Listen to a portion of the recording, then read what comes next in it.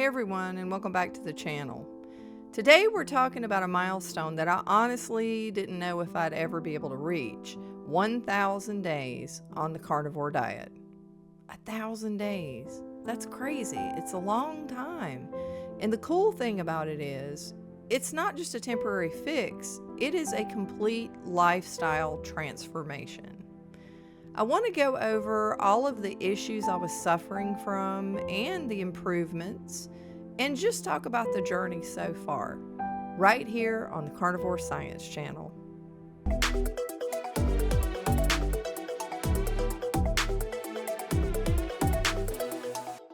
For most of my life, I was a very thin person, without any effort at all. I was one of those people who could eat absolutely anything and any amount of crap that I wanted and never gain a pound.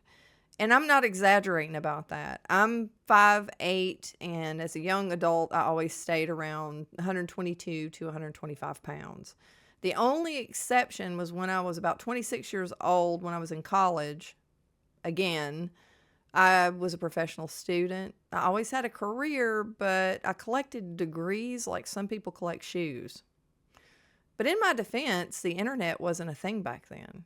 But anyway, when I was in college during that time, for some reason I gained about 15 pounds, which to me felt like the end of the freaking world. As a result, I went crazy. I was heavy into the Atkins diet, my own version of it, which was keto-centric but much lower fat. We were all still terrified of fat back then, regardless of what Atkins had to say about it. I also started weightlifting and got really close to a Sarah Connor Terminator 2 physique. We got company. Police? How many? All of them, I think. Go. Which I thought looked pretty cool, actually. I lost the extra weight fairly quickly, but then I never forgot that I had to work really hard to do it. And it was tough. For us naturally skinny people who freak out over that kind of thing. Then as the years rolled on, life got complicated. After a series of really traumatic events, from being drugged with GHB and assaulted, and an apartment fire, and a serious motorcycle accident, I was diagnosed with PTSD. I actually flew off the back of a motorcycle and went through the back windshield of a car. It was terrifying. The medications I was prescribed, paroxetine and alprazolam, came with a laundry list of side effects, and I knew that they were not the long-term answer. As time went by, I suffered from insomnia as well. Enter Ambien for sleep. It seemed that every few years, another pile of drugs were being added to the list. But I got through those years. I had my son and then my daughter about 2 years later. But after she was born, everything changed. I developed severe, unexplained joint and muscle pain. Enter a new diagnosis code, fibromyalgia, which was basically just a diagnosis code so that they can charge you for painkillers to mask a condition that they don't understand or care to, for that matter. The only solution they offered was an opioid, tramadol. I took that for the pain, and it did work, but deep down, it just felt all wrong. None of what I was doing was fixing anything. Then life hit me with another major trauma, the sudden death of my 45-year-old brother. It was out of the blue, a freak group A strep infection that killed him in days. We were really, really close, and part of me believed that I had died with him. The PTSD came back in full force. The stress and grief were immense. I ended up having several seizures. I had grand mal seizures and petit mal seizures. And while the doctors wouldn't admit it, my own research showed that it was very likely the combination of the medications I was taking. So I did somehow come off the SSRIs and the benzodiazepines. I still hurt all over all the time, but I had to work, so I kept taking the tramadol. Those were some very rough years. And then, in my mid-40s, something I never thought would happen did. The weight started to pile on. I had lived my life as a beanpole who could eat whatever and whenever I wanted to, and out of nowhere, I gained 80 pounds. I was the heaviest I had ever been, even though later I gained a total of over 100 pounds. My blood pressure was high, my thyroid was a mess, and I had no energy. I have always had a demanding and successful career, but outside of that, I was a shell of a person. And the worst part, looking back now, is how much I missed out on with my kids because I was too ashamed, sick, and exhausted. At 50, I finally had enough. I went back to a clean, keto-like diet and started exercising intensely. In about 9 months, I lost 75 pounds. It was a victory, but it was also a struggle. I was actually just starving myself. I was eating a low carb, but also very low calorie diet, anywhere from 500 to 900 calories a day, running like 2 miles every day.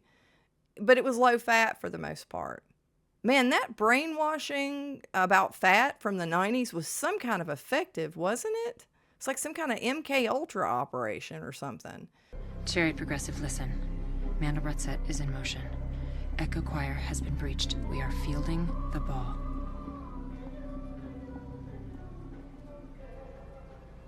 Is that a lyric from something? Fuck. Anyway, I kept the weight off for a while, but eventually the processed keto snacks started creeping back in, and I regained about 40 or so pounds. Then at 55, I was falling apart again. I had developed new conditions. Severe indigestion that caused chest pains that terrified me. I thought I was having a heart attack. Enter the proton pump inhibitor, pantoprazole, another prescription for the pile. Then came the final nail in the coffin. I woke up one day after Thanksgiving in 2022 with extreme right hip pain. It was so bad I had to go to the ER on a holiday weekend. That is a desperate move. That hospital bill cost me about $2,800 out of pocket, and the response from the idiot ER doc was, "Well, we didn't see anything. Maybe it's inflammation. Here's a steroid." This response, translated into real people talk, is, "You're in your 50s. This is just how it is now, so shut up and take the pill." Something happened to me after that visit that had never happened before. I became furious, livid. I was so angry that no one could tell me why I was falling apart. In fact, no medical professionals had ever wondered why anything that was happening to me was happening. I was not just furious at the medical establishment, though, but at myself. I am a pharmaceutical chemist and a medical technologist with over 30 years of experience in the pharmaceutical and medical industry.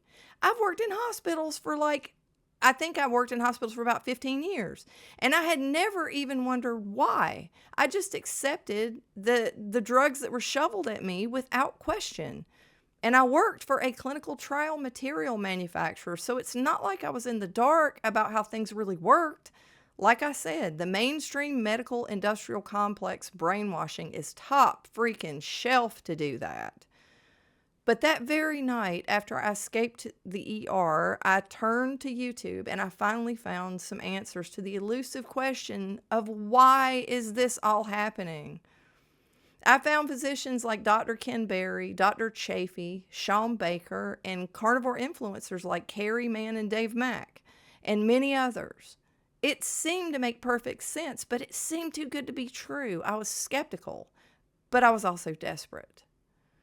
For the first few weeks, I did the most restrictive form of carnivore. Since I so desperately needed to heal, I followed Jordan and Michaela Peterson's diet plan called the Lion Diet, eating only beef, salt, and water.